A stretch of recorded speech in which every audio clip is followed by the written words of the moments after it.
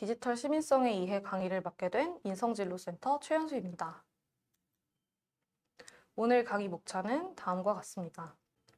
먼저 디지털 시민성이 뭔지 이해와 정의에 대해 알아보고, 이어서 디지털 시민성이 왜 등장하게 되었는지 그 필요성과 연구 동향, 교육 현장에서는 디지털 시민성이 어떻게 이루어지고 있는지까지 이 순서로 오늘 강의 진행해 보도록 하겠습니다.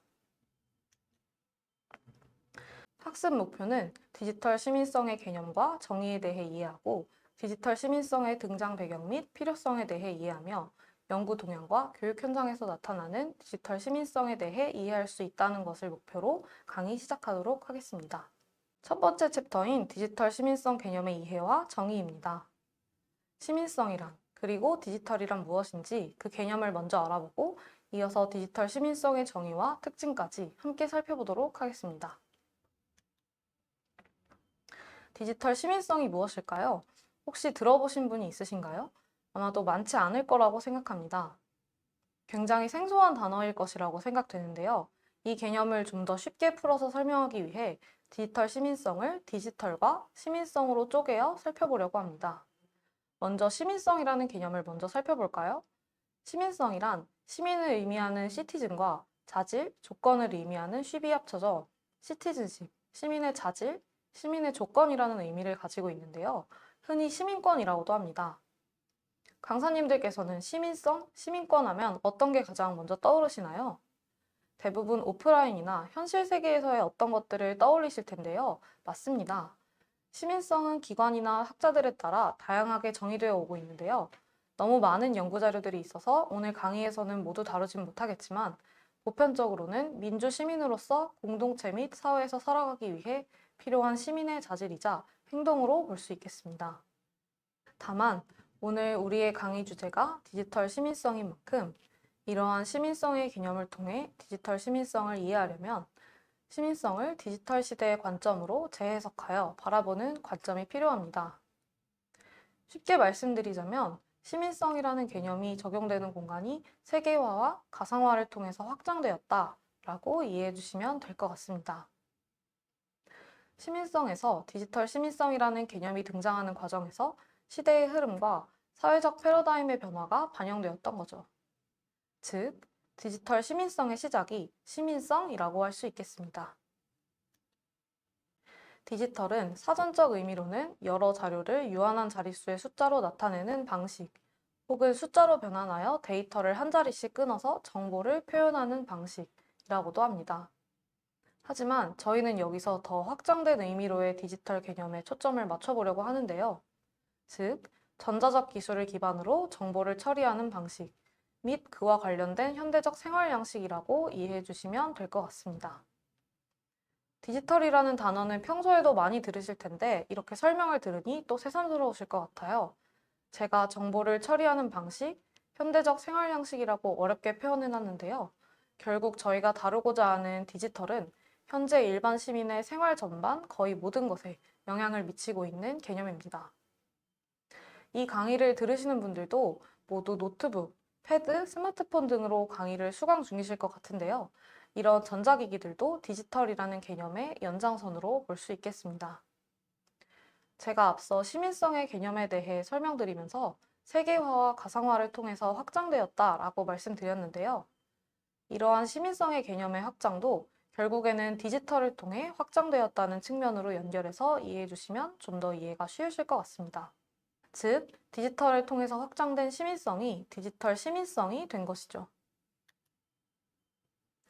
그래서 결론적으로 말씀드리고자 하는 디지털 시민성이란 무엇인지 의문을 가지시는 분들이 계실 것 같은데요. 이에 대해 지금까지 살펴본 디지털과 시민성의 개념을 모두 아울러 푸른나무 재단에서는 자체적인 정의를 내렸습니다. 디지털 시민성이란 디지털 세상에서 안전하고 행복하게 더불어 살아가기 위한 행동 양식이라고 할 수 있겠습니다. 물론 표에 정리된 것처럼 많은 기관과 학자들이 디지털 시민성에 대해 정의한 다양한 개념들이 있겠지만, 푸른나무재단에서 약 10년 동안 디지털 시민교육을 개발하고 운영해 오면서 축적한 경험적인 데이터들을 바탕으로 이렇게 디지털 시민성에 대해 정의를 내렸습니다. 그렇다면 디지털 시민성은 기존의 시민성 개념과 분리되는 걸까요? 혹은 현실과 디지털 세상의 시민성이 물리적으로 분리되어 있는 걸까요? 그것도 아니라면 기존의 시민성이 디지털 시민성으로 대체되어야 하는 걸까요? 전부 아닙니다. 디지털과 시민성을 모두 아우른 개념이 디지털 시민성이기 때문에 기존의 현실 세계에서의 시민성과 디지털 시민성이 분리되거나 혹은 대체되어야 하는 것이 아니라는 거죠. 덧붙여 디지털 시민성의 정의와 개념은 한번 정해지면 바뀌지 않는 불변의 개념이 아니라 시대 및 사회 변화를 기반으로 의미가 확장된다는 특징을 가진다는 것까지 기억하고 넘어가 주시면 좋을 것 같습니다. 이해를 돕기 위해 조금 더 덧붙이자면 디지털 사회는 강사님들이 강의를 듣고 계신 이 순간에도 빠르게 변화하고 발전하고 있습니다. 새로운 것들이 뒤돌아보면 자꾸만 생겨나 있는 것처럼 말이죠. 그런 것처럼 디지털 시민성의 개념도 계속 변화해 왔고 앞서 살펴보신 것과 같이 학자나 기관마다 정의를 다르게 규정하고 있기도 합니다. 우리 사회가 정보화 사회, 지식경제 사회를 거쳐 지금의 지능정보 사회로 발전하기까지의 과정 속에서 디지털 시민성도 함께 발전해 왔다고 이해해 주시면 좋을 것 같아요. 초기인 1기, 정보화 사회에서는 디지털이 도구적인 의미를 강하게 지녔다면 3기인 현재는 디지털이 우리의 생활 속 한 부분으로 느껴지게 된 것처럼요. 이렇게 지금까지는 디지털 시민성의 개념과 정의에 대해 알아보았는데요. 그렇다면 이러한 개념이 등장하게 된 배경과 필요성은 무엇일까요? 함께 살펴보도록 하겠습니다. 지금 화면에 나와 있는 단어들 익숙하신가요? 인터넷 기사나 일상 대화 속에서 몇 번 정도는 들어보셨을 단어들이라고 생각합니다. 이 단어들의 공통점은 무엇일까요? 맞습니다. 바로 요즘 청소년들을 부르는 단어들이죠. 최근 청소년들을 부르는 말들은 굉장히 다양한데요. 알파 세대는 2019년에 탄생한 아이들부터 25년도까지 앞으로 탄생하게 될 세대를 일컫는 말로 2018년 호주의 사회학자인 마크 맥클린이 정의한 용어입니다.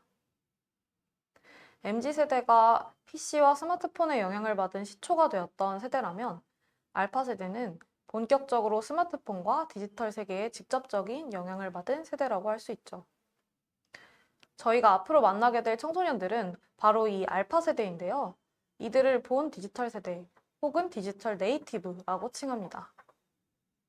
즉, 태어날 때부터 디지털과 함께한 세대, 디지털 미디어가 없는 세상을 경험한 적이 없는 세대죠.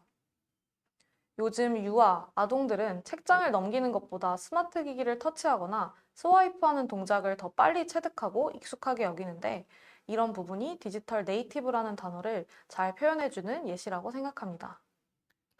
이어서 보시는 것과 같이 제가 몇 가지 실태조사 자료들을 가지고 왔는데요. 방송통신위원회에서 발표한 2023년 방송매체 이용행태 조사 결과 만 13세 이상 남녀 7,055명 면접 결과 전체의 70%가 일상생활의 필수 매체를 스마트폰으로 꼽았는데요. 이 중 10대와 20대는 더 높은 비율인 90% 이상이 스마트폰을 생활의 필수 매체로 선택한 결과를 보실 수 있습니다. 또 연령이 낮을수록 스마트폰 이용 빈도가 높다는 결과도 함께 살펴보실 수 있습니다. 같은 실태조사에서 가져온 자료인데요. 12세 이하 어린이의 81.2%가 스마트폰이나 태블릿 PC 등을 통해 방송 프로그램을 시청하고 또 그 비율이 21년도부터 계속 증가하고 있다는 결과를 보여줍니다. 그리고 22년도에 발표된 스마트폰 과의존 실태조사에서는 스마트폰 과의존 위험군 비율이 청소년, 유아동 순으로 나타났다는 것을 알 수 있습니다. 제가 이렇게 여러 가지 실태조사 결과와 수치들을 쭉 나열했는데요. 이런 결과와 수치들이 어떤 것을 의미할까요? 디지털 네이티브, 본 디지털 세대의 청소년들에게는 어차피 스마트폰을 뺏어도 소용이 없다라는 것이죠. 아이들이 스마트폰, 아이패드 등을 못 쓰게 한다고 인터넷을 하지 않을까요? 하고자 한다면 어떻게든 방법을 찾아서 할 것이라고 생각합니다. 저희보다 더 많은 방법을 알고 있을 테니까요. 이처럼 청소년들과 디지털 세상을 분리하는 것은 현실적으로 정말 어려운 일이기 때문에 못하게 하는 것보다는 잘 사용하는 방법을 알려줘야 합니다.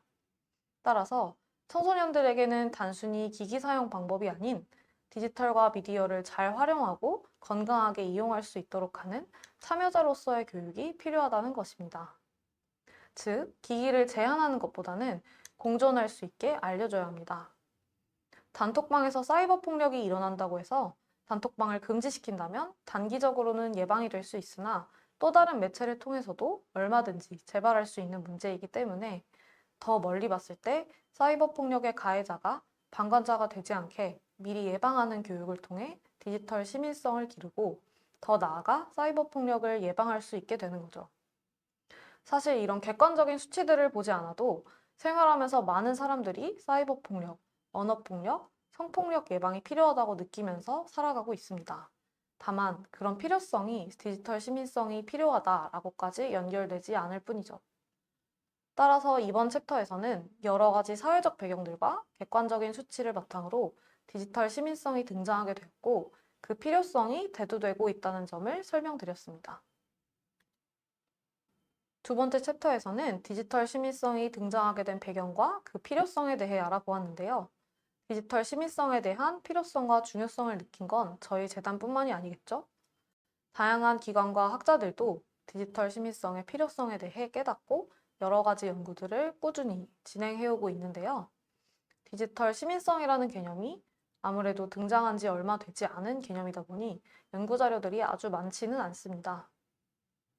하지만 디지털 전환과 함께 연구가 꾸준히 발표되기 시작했고 지능정보 사회에 들어서면서부터 보다 급격히 증가하기 시작했습니다. 지루한 챕터가 될 수 있겠지만 현재 학계에서는 디지털 시민성 연구가 어떻게 이루어지고 있는지 간단하게나마 설명하고 넘어가도록 하겠습니다. 지금까지 발표된 디지털 시민성에 대한 연구 자료들을 살펴보면 대부분 개념 연구나 이론적 고찰과 같은 기초 연구와 문헌 연구의 형태로 나타나고 있습니다. 그 중에서도 디지털 시민성의 개념에 대한 연구 비율은 특히 높은데요. 어떤 연구든 연구하고자 하는 키워드 혹은 주제에 대한 이해가 선행되어야 합니다. 그렇기 때문에 디지털 시민성 연구를 지속하기 위해 디지털 시민성이 무엇인지에 대한 그 개념과 정의부터 규정 짓기 위해 지금까지도 디지털 시민성에 대한 개념 연구들은 꾸준히 발표되고 있습니다. 여기서 개념 연구란 말 그대로 디지털 시민성이 무엇인지, 어떻게 정의할 수 있는지에 대해 탐구하는 연구를 말합니다. 그런데 연구를 진행하는 학자나 기관마다 의견이 다르다 보니 각자 조금씩 다른 방향으로 디지털 시민성을 정의하고 있는데요. 어떻게 디지털 시민성을 정의했는지는 크게 세 가지 카테고리로 나뉩니다. 역량, 행위 규범, 사회 참여 능력 및 행위 이렇게 세 가지로 구분되는데요. 이것들이 각각 어떤 것을 의미하는지 간단하게 설명드리도록 하겠습니다. 먼저 역량으로서의 디지털 시민성이란 디지털 시민이 갖춰야 하는 능력을 말합니다. 대표적으로 2017년에 유네스코에서는 디지털 시민성을 디지털 혁명의 시대에 시민들이 보다 역동적이고 책임감 있게 참여할 수 있는 역량으로서 제시하였습니다. 즉, 디지털 시민이 되기 위해 어떤 능력을 갖추어야 하는지에 초점을 맞춘 것이죠. 둘째로 행위 규범으로서의 디지털 시민성이란 디지털 공간에서 책임감을 가진 사용자가 지켜야 할 행위 규범의 관점으로 접근하는데요. 이러한 행위 규범으로서의 디지털 시민성이란 디지털 세상에서의 위험에 대응하기 위한 책임감 있는 행동을 강조할 때 주로 언급되곤 합니다. 즉, 행동의 형태로 디지털 시민성이 나타나야 한다는 것을 강조하는 거죠. 저희 재단에서 내린 디지털 시민성의 정의도 이 행위 규범에 초점을 맞추었다고 생각해 주시면 될 것 같습니다.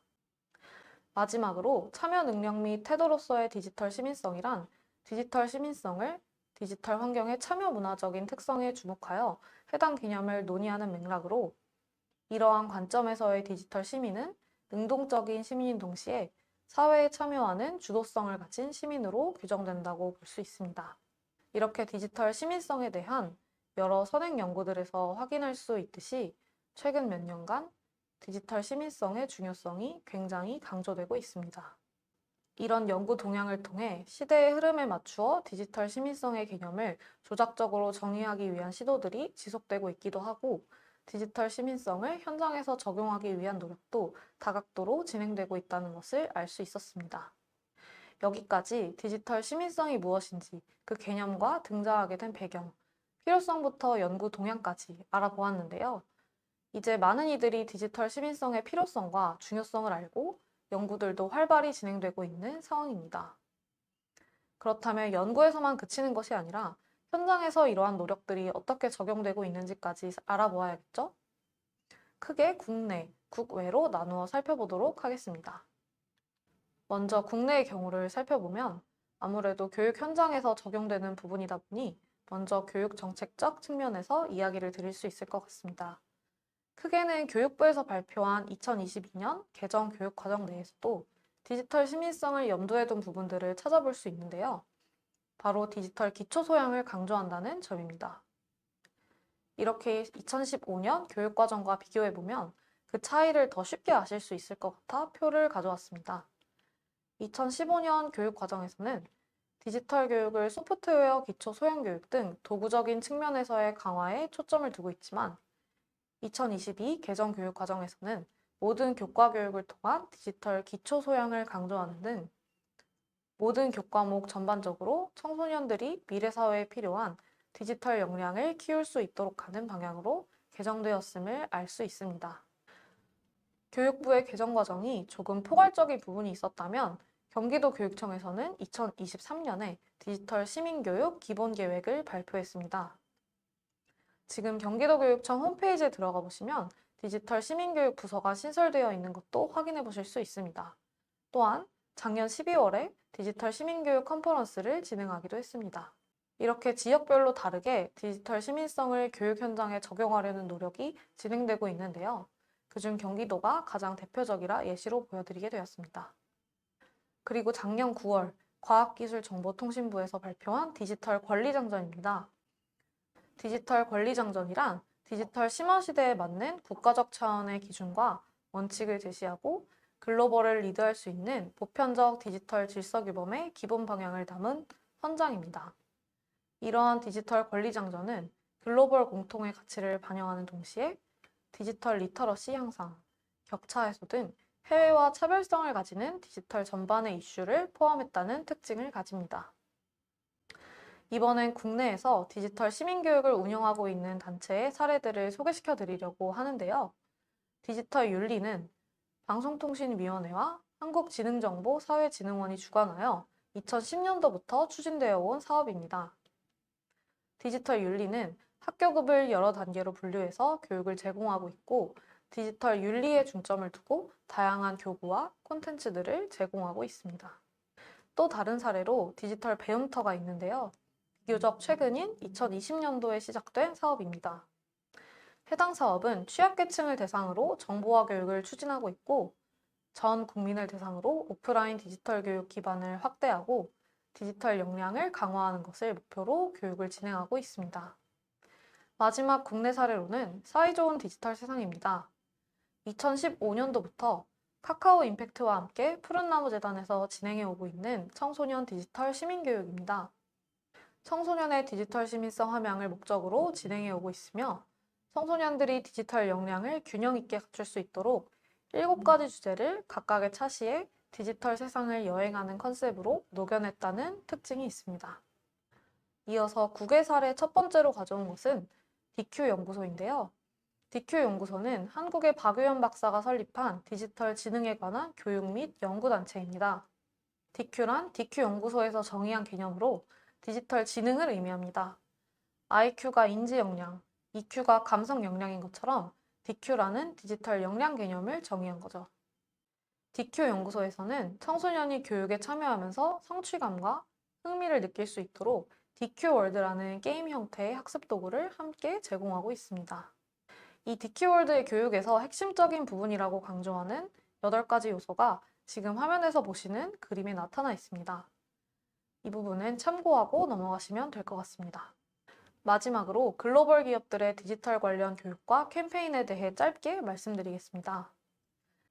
흔히 알고 있는 페이스북, 구글 등의 온라인 플랫폼 기업들도 디지털 윤리, 디지털 리터러시, 사이버 폭력 예방 등의 필요성과 피해 위험성을 감지하여 사후 대처에 사전 예방 차원의 교육과 캠페인들을 진행하고 있습니다.